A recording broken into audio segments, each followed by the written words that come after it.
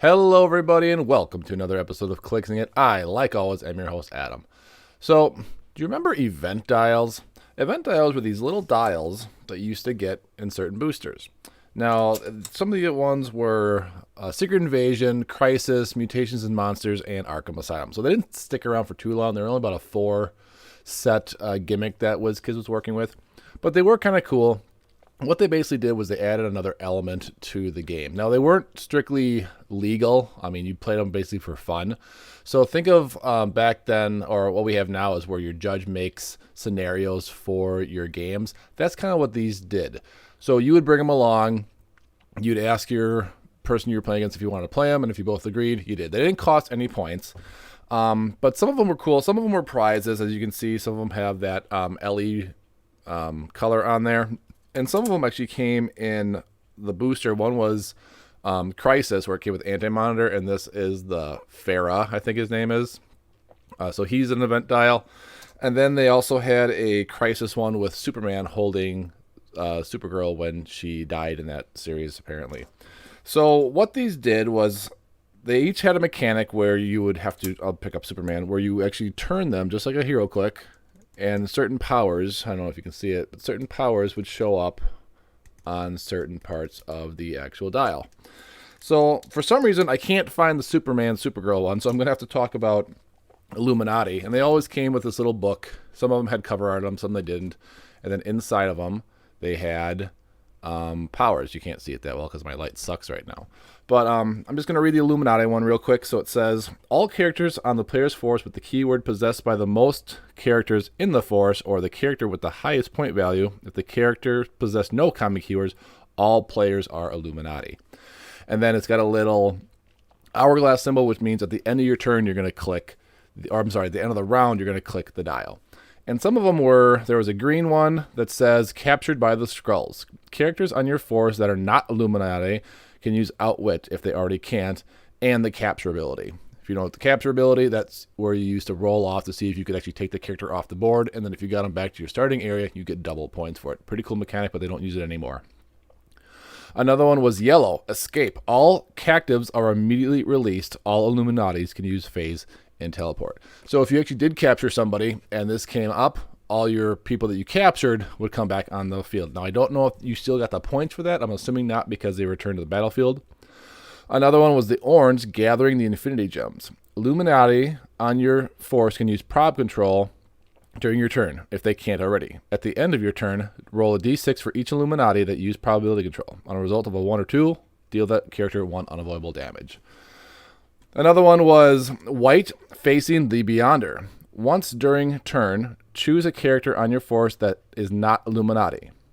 That character can use Barrier and Smoke Cloud as free actions and Outwit, targeting an opposing character that is Illuminati, and Perplex, targeting friendly characters that is Illuminati. So there, if you have or if you are Illuminati, you can use it against someone who is Illuminati, and Perplex, you can use it on someone that you have Perplex or is Illuminati.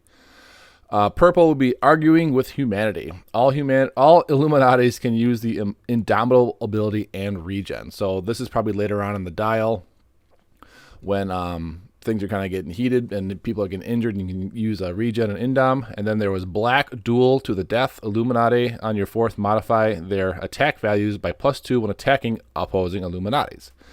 If Illuminatis deal 2 or less damage, the damage is penetrating. And then the last one is blue, infiltrate. All Illuminatis can use Outwit and Shape Change if they can't already.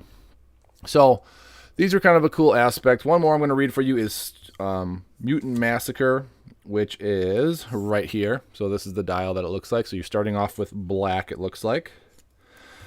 So how this one works, again, this one doesn't have that many. Some of them are really complex. Like Illuminati was pretty complex. This one only has 3 things.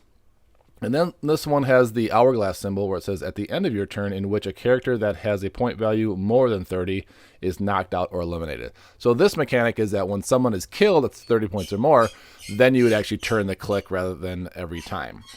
So the first one is black, which we saw in the first one. Massacre. Before the beginning of the first turn, each player declares a keyword. During the active player's turn, if an opposing character that has the keyword named by the active player token takes damage, after it takes damage, deal the character 1 unavoidable damage. Critical hits to all characters are dealt an additional 1 damage. Then we got red.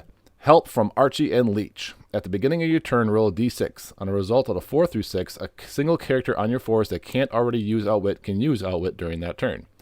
In addition, if the result was 6, you can also give an action token to one opposing character that has 0 action tokens. And then the last one, Emergency Triage. At the beginning of your turn, all of your characters that have 2 action tokens are healed 1 damage. So this is a pretty simple one. Let me see real quick if I can find a really complex one. I'm not going to obviously read the powers, but like here we go. Infinite Crisis. As you can see, it's got a lot of text on there. I'm not going to go bother this, or I'm not going to read bothering this because this is a lot of text. But these were kind of a cool mechanic many, many years ago. But like I said, they were more for fun. They weren't tournament legal. But they do have some collectability. There was a really cool World War Hulk one where it had World War Hulk or Green Scar. It had the Bug, Mickey or whatever his name. It had Korg, and it had Silver Savage on that. That was a prize, and that was actually going for quite a bit back then, but probably not so much now then, unless the rarity of it is pretty low.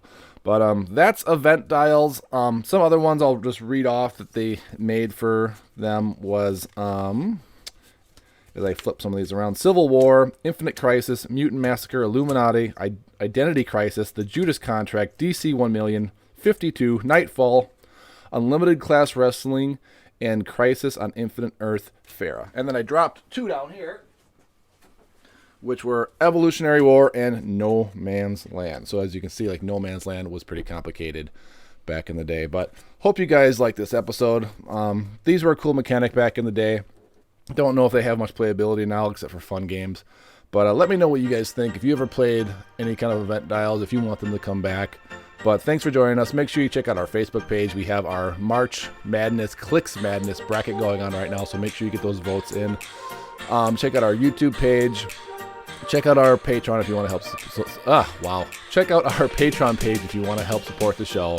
Stay safe. And as always, keep clicking it.